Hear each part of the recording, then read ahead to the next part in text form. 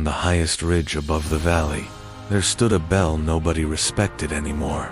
It hung in a dark wooden tower above the fog line, where the wind never seemed to stop and the steps were always wet. Once, that bell warned farmers of floodwater, merchants of bandits, villages of fire.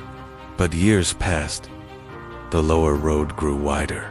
The river trade grew richer. Men stopped climbing the ridge.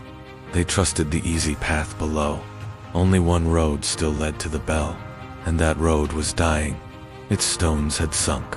Its edges had broken away. Children called it the dead road.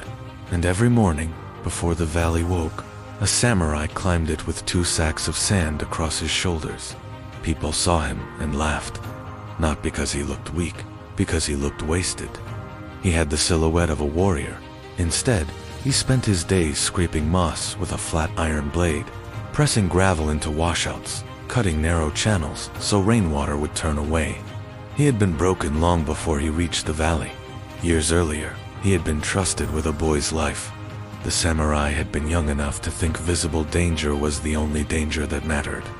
Bandits, blades, arrows, ambush. When the attack came, his sword was fast.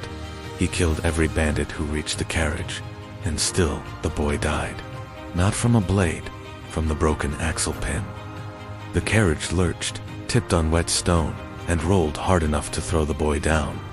At the edge of the village, an old bellkeeper sat beneath the eaves of a lantern-lit shrine house.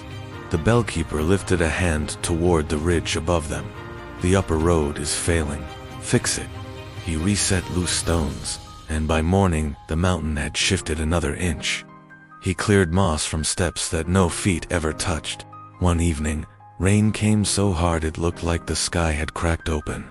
Half his work disappeared down the mountain in black water. The bellkeeper said, "This is the part most men refuse. The work disappears, and you do it again without witness, without praise." The work changed his body first.